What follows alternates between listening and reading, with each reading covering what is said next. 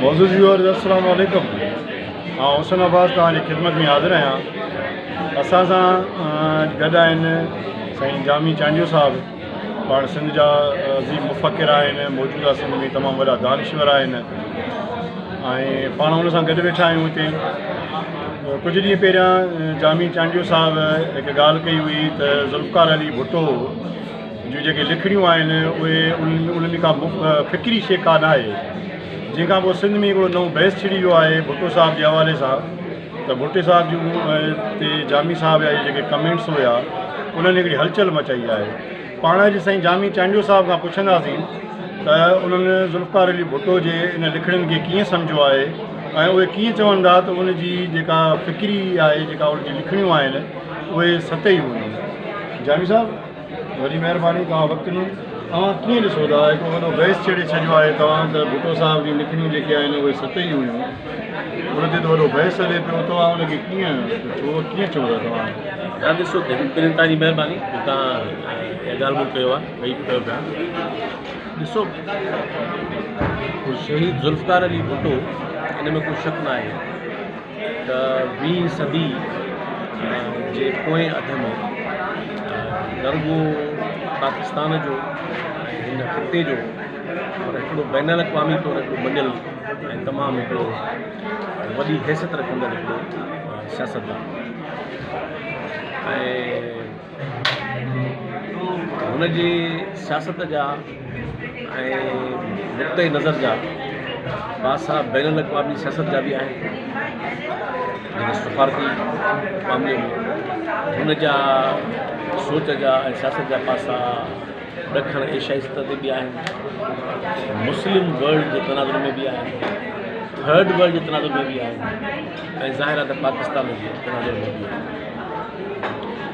ऐं जीअं तमामु घणा वॾा माण्हू उन्हनि जी सियासत ऐं फ़िक्र में तज़ाद बि हूंदो आहे, ईअं ज़ुल्फ़कार अली भुट्टो साहिब बि हिकिड़ो ग़ैर मामूली ज़हीन ऐं हिकिड़ो ग़ैर मामूली शख़्सियत हुअण जे बावजूदि हुनजे सियासत में ऐं फ़िक्र में तमामु तज़ाद नज़र अचनि थो। उन में तज़ाद में हुनजा केतिरा कंट्रीब्यूशन, हुनजा केतिरा कारनामा तमामु मस्बत बि आहिनि ऐं जंहिंखे नज़रअंदाज़ करणु मुमकिन न आहे, ऐं हुनजा सख़्तु ब्लंडर्स बि आहिनि, ज़िंदगी जा सियासी ब्लंडर ऐं सोच में बि, पर सियासत में ख़ासि तौर ते। इन करे भुट्टे साहिब जी सियासी कैरियर ऐं सियासी ज़िंदगीअ में मस्बत ऐं मनफ़ी पासा ॿई हुनजो हिसो आहे ऐं हिकिड़ी जेका सही परख थींदी उहा तॾहिं थींदी जॾहिं माण्हू हुन सां मुकमल नफ़रत में बि न हुजे, एंटागोनिज़म में न हुजे, जीअं हुनजा दुश्मन ऐं मुख़ालिफ़ हमेशह रहिया आहिनि, ऐं हुनजे सां मुरीदी बि न हुजे, जीअं हुनजा फॉलोअर या हुनजे फ़िक्र सां लाॻियल माण्हू हुनखे कंहिं बि ग़लति पासे खां या ग़लती खां मथां उछले। इहे ॿई दुरुस्त रहिया न आहिनि। भुट्टे साहिब जी हू शख़्सियत ज़ाती तरह मूंखे घणनि हवालनि सां सदाईं मोहींदी रही आहे ऐं मुंहिंजे किताब संधी जोगिया ज़ात में हिकिड़ो मज़मून बि शामिलु आहे जेको भुट्टे साहिब जी शख़्सियत ते मूं तमामु अॻाटो लिखियो 2001 में। पर भुट्टे साहिब जी जेका सियासत ते जेको तनक़ीदी पासो उन ते मां 2001 में तमामु तफ़सील सां, मुंहिंजे ख़्याल में सिंध में सिंधी ॿोलीअ में अलीअ साहिबु कंहिं ज़माने में लिखियो सैयद ऐं भुट्टो, उन खां पोइ मूंखे नथो सुझे त को बि अहिड़ो तनक़ीदी अभ्यास या अहिड़ो तनक़ीदी मक़ालो को ॿियो मूंखां सवाइ कंहिं कयो आहे मुंहिंजे इल्म में न आहे, मतां हुजे उहो मूं लिखियो। ऐं उहो तफ़सीली जेको मक़ालो आहे जेको भुट्टे साहिब जी ऐं बेनज़ीर साहिबा जी सियासत जी या पाकिस्तान पीपल्स पार्टी जी असांजी छंड छाण ते मबनी आहे, उहो मुंहिंजे किताब फिरिया पसी फीण में शामिलु आहे। उहो किताबु सिंधी का तरफ़ां शाया थियल आहे, मार्केट में पियो आहे ऐं जंहिंखे बि शौक़ु हुजे उहो माण्हू पढ़ी सघे। हाणे जेका तव्हां खां सुवालु पुछियो आहे भुट्टे साहिब जे किताबनि जे बारे में जेका मूं ॻाल्हि कई, मूं भुट्टे साहिब जी सियासत ऐं शख़्सियत ऐं हुनजे लिखणियुनि जो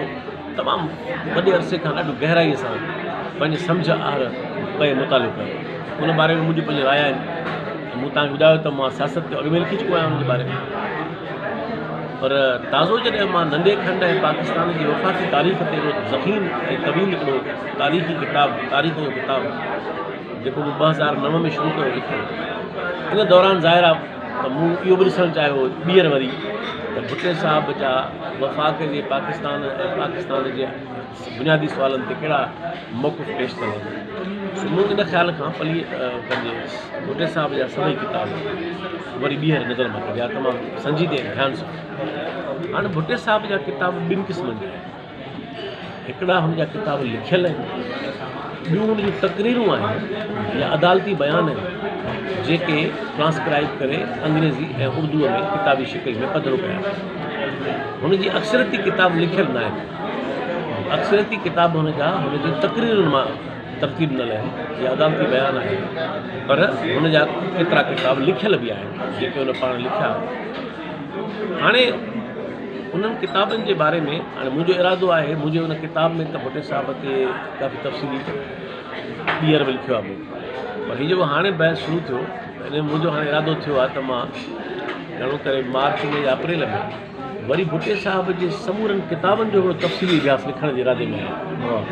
तहक़ीक़ी अंदाज़ सां ऐं तनक़ीदी अंदाज़ सां। ऐं त हाणे जेका तव्हां मूंखां ॻाल्हि पुछी आहे, मां मुख़्तसर पंहिंजी राय ॾियां, उहा इहा आहे त हिकिड़ो त भुट्टे साहिब जा सभई किताब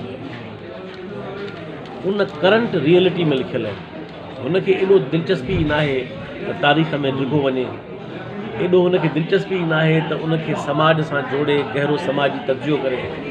हू जीअं जर्नलिस्टिक क़िस्म जी शइ थींदी आहे, सहाफ़ती मथाशरी जेका तबसरे निगारी थींदी आहे, हिकिड़ो त मूंखे भुट्टे साहिब जे किताबनि में मजमूई तौर ते नज़र आयो त करंट रियलिटी में लिखियल आहिनि। मिसाल तौरु हुनजो वॾे में वॾो मशहूरु किताबु जेको फॉरेन पॉलिसी में काउंट थींदो आहे, मिथ ऑफ इंडिपेंडेंस, उन जे लाइ बि पाण लिखे थो त मूं तकड़ में लिखियो, यानी जंहिं किताब खे सभ खां वधीक अहम सम्झो वेंदो आहे अकेडमिकली, उनजे लाइ बि हुन लिखियो आहे त मूं इहो तकड़ में लिखियो आहे। जॾहिं तनक़ीद थी हुते त हुन इहो जवाबु ॾिनो त मूंखां तकड़ में लिखियो। हिकिड़ो त भुट्टे साहिब जा सभई किताब करंट रियलिटी में लिखियल आहिनि ऐं हिकिड़े जर्नलिस्टिक कमेंट्री वांगुरु लिखियल आहिनि, ऐं ॿियो ज़ाहिर आहे त हू हिकिड़ी पार्टी जो सरबराह हुयो, त इन करे हुन मुख़्तलिफ़ मामलनि ते पंहिंजे पार्टी जो नुक़्ते नज़र चिटो कयो ऐं वाज़े कयो। त इन करे भुट्टे साहिब जा किताब हुनजो ज़ाती मौक़ूफ़ बि आहिनि ऐं हुनजी पार्टीअ जो पॉइंट ऑफ व्यू बि आहे। जेका मुंहिंजी तनक़ीद हुई, जेका मूं ताज़ो शेयर कई जंहिं ते बहस थियो, उहा इहा हुई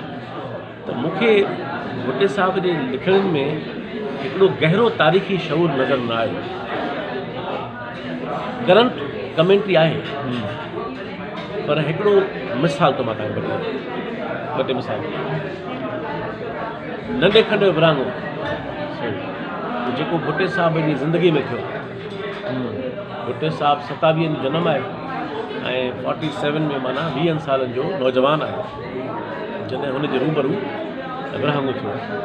ऐं भुट्टे साहिब त उहो माण्हू हो जंहिं 1945 या 44 में जिना साहिब खे ख़त लिखियो आहे मैसूर मां पंहिंजी भेण बेनजी सां गॾु घुमणु वियो मोकिलियो। पर भुट्टे साहिब जे किताबनि में तव्हांखे नंढे खंड जे विरहाङे जे बारे में जेके 3 नुक़्ते नज़र मौजूदु हुआ उन ज़माने में, हिकिड़ो नुक़्ते नज़र हुयो कांग्रेस जो जंहिंसां जमियत उलमाए हिंद बि गॾु हुई। ॿियो नुक़्ते नज़र हुओ मुस्लिम लीग जो, जेका हिकिड़ी मुस्लमान अशराफिया जो नुक़्ते नज़र हो घणे भाङे जिना खे थोरो पासीरो करे पर घणे भाङे। ऐं टियों कम्युनिस्ट पार्टी ऑफ इंडिया जो नुक़्ते नज़र हो विरहाङे जे बारे में। ऐं चौथों तव्हां चई सघो था जेके मज़हबी धुरियूं जेके मौजूदु हुयूं, जीअं मौलाना मौदूदी नंढो किताबु लिखियो पाकिस्तान ख़िलाफ़। हाणे सुवालु इहो आहे त हिकिड़े एॾो वॾो हादिसो भुट्टे साहिब जी ज़िंदगीअ में ऐं जंहिंजे नतीजे पाकिस्तान ठहियो, उन में कमेंट्री त आहे पर को चिटो नुक़्ते नज़र जंहिंमां लॻे त ही मुस्लिम लीग ऐं कांग्रेस या कम्युनिस्ट पार्टी या ॿिया मौक़िफ़ ऐं जेको वरी माण्हू पाण खे सोशलिस्ट सॾाईंदो हो। ऐं नज़र इहो थो अचे त उहो घणे भाङे मुस्लिम लीग वारो point of view E follow थो। हुनजे केतिरनि जाइनि ते मां त हवालो ॾींदुसि इहो मिसाल अचो पर पाकिस्तान खां पोइ इन में को शक न आहे त भुट्टे साहिबु पंहिंजे तहरीरुनि में पंहिंजी किताबनि में इहो लिखियो आहे बार बार त पाकिस्तान में आवाम सां मसइला आहिनि, हिते इंसाफ़ कोन्हे, हिते मुआशी निज़ाम दुरुस्त न आहे ऐं इहो सभु शयूं लिखियूं अथई। इस्तेसाली निज़ाम आहे, सरमाएदारी ते ॻाल्हायो अथई, मथां अचरे नमूने जागीरदारी ते किथे किथे ॻाल्हायो अथई, पर घणो ज़ोर सरमाएदारी ते आयो अथई, हुनजो ज़ोर जागीरदारी ते घटि आहे। पर उनजे बावजूदि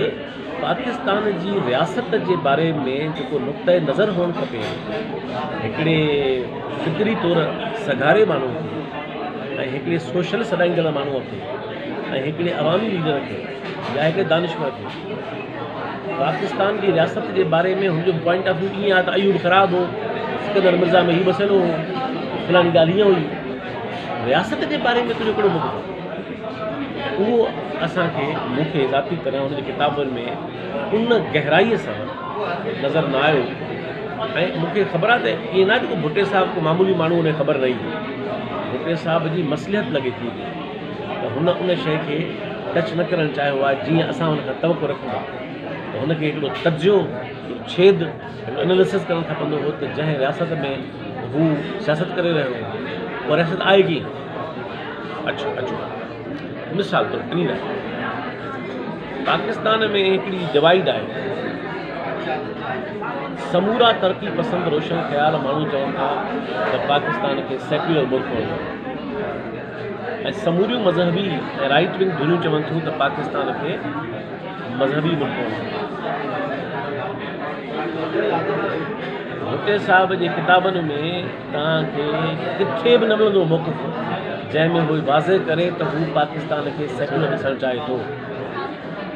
न रुगो इहो पर हुनजे ठहियल आइन में त हुन शामिलु करे छॾियो 49 जो रिज़ोल्यूशन ऑब्जेक्टिव मज़हबी रियासत मज़हबी त खणी क्लेम त करे आर्टिकल 2A 73 जे आइन में प्रियम्बल आहे। सेक्युलर पाकिस्तान जो विजन तव्हांखे भुट्टे साहिब जे किताबनि में मिले ऐं किथे वाज़े तौरु मिले तव्हांखे ॿी ॻाल्हि अचो पाकिस्तान हिकिड़ी फेडरेशन थियणो हो by virtue of the design ऐं जेका ज़रूरत हुई जेको एग्रीमेंट हो या जेको सिंध शामिलु थी बंगाल शामिलु थियो ऐं इन में बि शक न आहे त भुट्टो साहिबु इन ॻाल्हि में पंहिंजे लिखणनि में बिलीव करे थो, बार बार लिखे थो ऐं बार बार चवे थो त पाकिस्तान खे हिकिड़ो वहदानी तर्ज़ जो मुल्क न हुअणु खपे पर पाकिस्तान खे हिकिड़ो वफ़ाक़ी मुल्क हुअणु खपे। इहा ॻाल्हि चए थो बार बार लिखे थो। मिसाल तौर जो किताबु आहे हुनजो जेको पाकिस्तान जो अलमियो जेको हुन बंगाल जे विरहाङे ते लिखियो आहे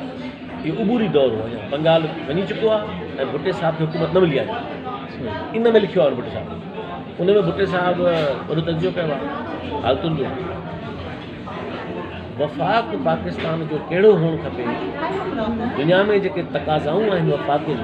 बाबा सूबा ख़ुदि मुख़्तार हूंदा, क़ौमूं ख़ुदि मुख़्तार हूंदियूं, उन में ॿोलियूं खे क़ौमी ॿोलियूं मञियो वेंदो, जेके तक़ाज़ाऊं मां उनते जाम लिखी चुको आहियां करे वधाइण जी ज़रूरत न आहे। तव्हांखे भुट्टे साहिब जे किताबनि में जेकॾहिं हिकिड़े दुरुस्त वफ़ाक़ जो तसवुरु मिली वञे जंहिंमें हू चिटाईअ सां सूबनि जी हिसत छा हूंदी ऐं वफ़ाक़ खे केतिरा अख़्तियार हुअणु खपनि नुक़्ते नज़र जी ॻाल्हि तव्हांखे ईअं हिकिड़ी जनरल स्टेटमेंट मिलंदियूं त बाबा पाकिस्तान खे वफ़ाक़ी मुल्क हुअणु खपे, पर तफ़सील किथे आहिनि त उहो वफ़ाक़ी मुल्क जो मतिलबु छा आहे। वफ़ाक़ी मुल्क जी ॻाल्हि त मज़हबी माण्हू बि कनि था, वफ़ाक़ जी ॻाल्हि त फ़ौज बि करे थी, वफ़ाक़ जी ॻाल्हि त राइट विंग बि करे थी। वफ़ाक़ त हिकिड़ी जनरल ॻाल्हि थी न, उन जी शिकिल कहिड़ी हूंदी। या मिसाल अञा हिकु ॿ मिसाल ताईं ॿिया ॾियां मतिलबु बंगाल विराइजी वियो, बंगाल विराइजी वियो भुट्टे साहिब जो उनजे बारे में तमामु किताब निकिला उन में पूरो इहा न तकरीर हिकिड़े मौक़े जी उहो बि अथसि, पर तव्हां ॾिसो त भुट्टे जे मुजीब जे 6 नुक़्तनि ते एतिरो एतिराज़ यया ख़ान खे बि न हो जो भुट्टे खे लिखे पाण थो। भुट्टो साहिबु लिखे थो त जॾहिं भुट्टे मुजीब सां मिली आयो यया ख़ान ऐं पोइ वरी यया ख़ान पंहिंजी टीम वठी लाड़काणे आयो भुट्टे साहिबु वटि ऐं भुट्टे साहिब खे चयईं त मां मुजीब सां मिली आयो आहियां ऐं मुजीब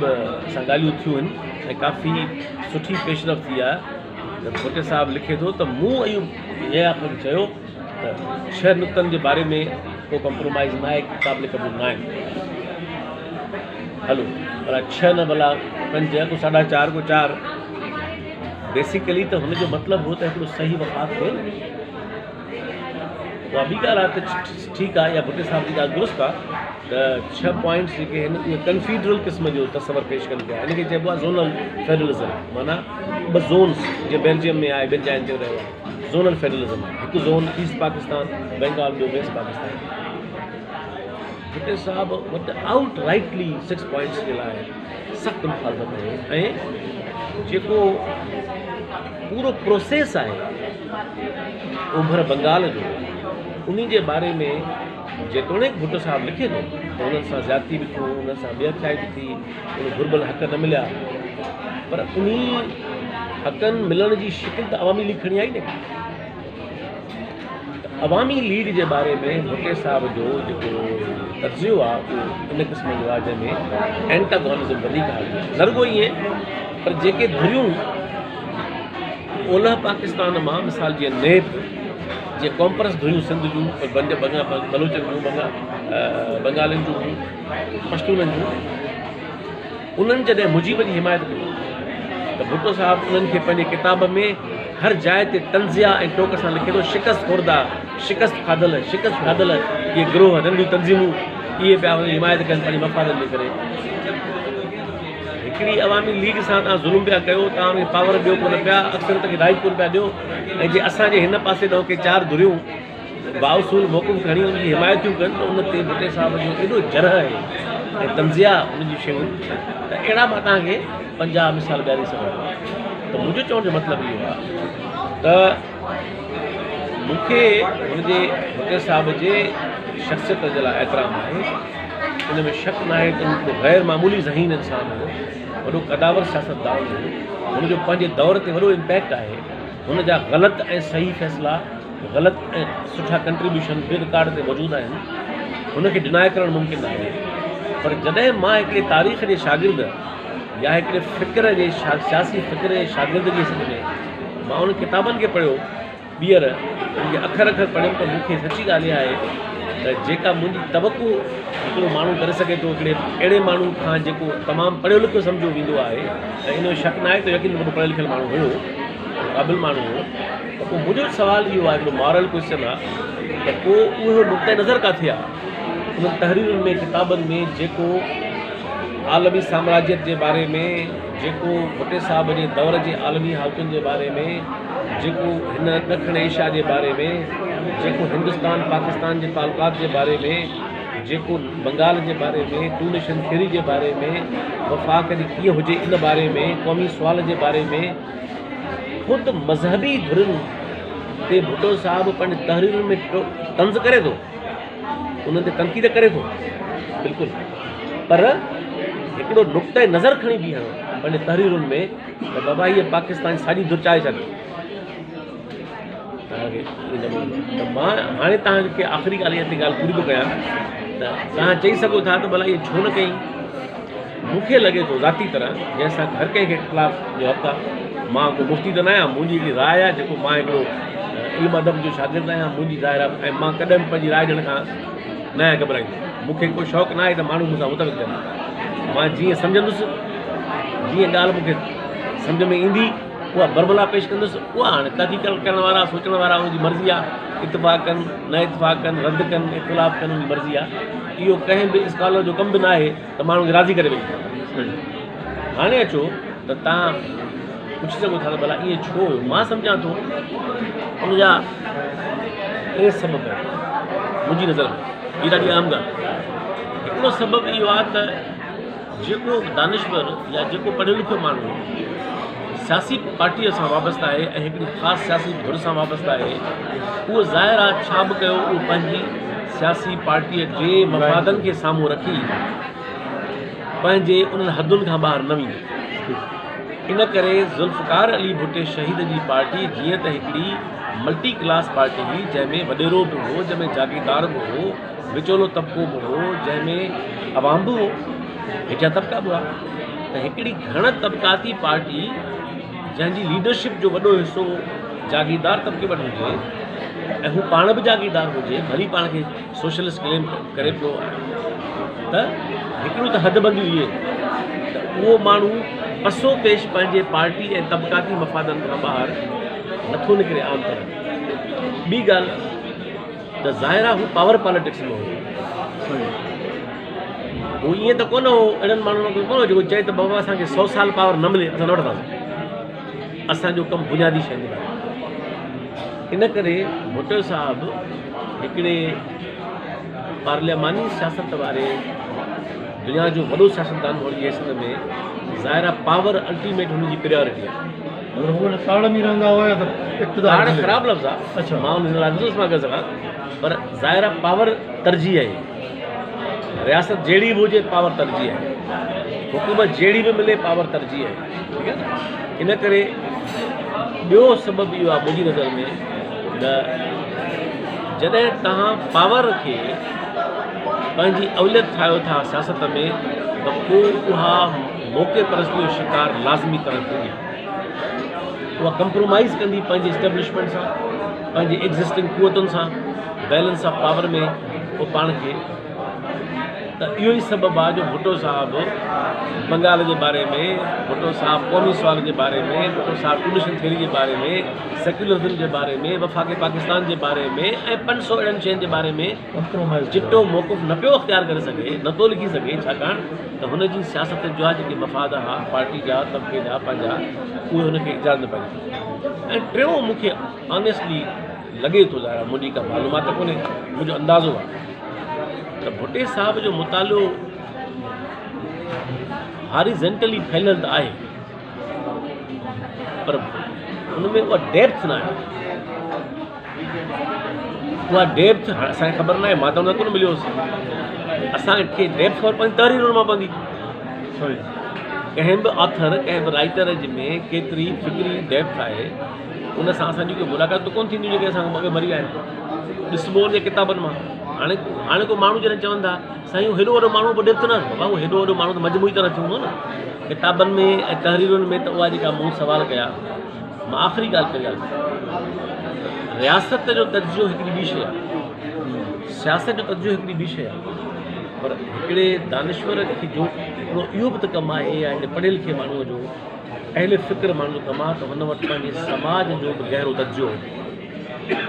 हुनजो समाज किथे बीठो, छाकाणि त सियासत उन सां मशरूत आहे। जेकॾहिं तव्हांजे हथनि में पंहिंजे समाज जो तर्जुमो मौजूदु न आहे त पोइ तव्हां मार खाईंदो। त मूंखे लॻे थो त इहे सबब आहिनि जिन जे करे मूंखे हुनजे किताबनि में, ऐं इहो ई सबबु आहे तव्हां ॾिसंदव त भुट्टे साहिब जा किताब घणे भाङे हाणे ई इररिलेवेंट थियण शुरू थी विया आहिनि, छो त उन्हनि में अहिड़ो तर्जुमो मौजूदु न आहे, अहिड़ी इनसाइट मौजूदु न आहे जेका ॾिघो अरसो रिलेवेंट रहे। इहो बि ॾिसी दलील आहे त उहे जीअं त करंट रियलिटी सां लिखियल आहिनि, हुनजो घणो हदफ़ करंट रियलिटी आहे, इन करे करंट रियलिटी में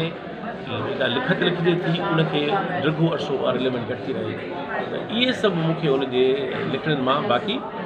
जॾहिं दोस्तनि खे शौक़ु थी पियो आहे त हिन बारे में प्रॉपर लिखिजे, त मां इन ते सोचियो वेठो आहियां त मां इन ते मार्च में घणो मसरूफ़ आहियां, पर अप्रैल में मां ज़रूरु इन ते हिकिड़ो तफ़सीली मक़ालो लिखंदुसि जंहिंमें हुनजा सभई किताबनि जो बाक़ाइदा तर्जुमो करे ॾिबो, पोइ माण्हू उनखे पसंदि कनि नापसंदि कनि, इतफ़ाक़ कनि ना इतफ़ाक़ी कनि, उनजे कमु अचे न अचे इहा उनजे मथां आहे, पर मां पंहिंजो फ़र्ज़ु निभाईंदुसि त इहो प्रॉपर तर्जुमो पेश कयां। साईं बसि आख़िरी हिकिड़ो सुवालु इहो आहे त जीअं तव्हां ॿुधायो त पीपल्स पार्टी सेक्युलर हुजण जो हिकिड़ो तासुर ॾिए थी ऐं हू पाण खे सॾाइनि बि था, अॼोकी पीपल्स पार्टी ऐं भुट्टे जी पीपल्स पार्टी में कहिड़ो फ़र्क़ु ॾिसो था मौजूदु आहे, उन ते थोरो तर्जुमो कयो। हाणे इहो अलॻि सुवालु थींदो, इहो मां लिखी चुको आहियां, तव्हां किताब मुंहिंजो मौजूदु आहे ऐं उन में हिकु जहिड़ा बि आहिनि, फ़र्क़ बि आहिनि, इहो ॾिठो अलॻि मौज़ूअ आहे, इन ते ॿी सिटिंग कयूं भले, हिते ॿी वेह कयूं त पीपल्स पार्टी सेक्युलर पाण खे चए थी ज़बानी तरह, पर मंशूर में लिखियलु त कोन्हे। पीपल्स पार्टीअ जो मंशूर इंटरनेट ते पियो आहे, छपियल फॉर्म में पियो आहे, मोहन में पियो आहे,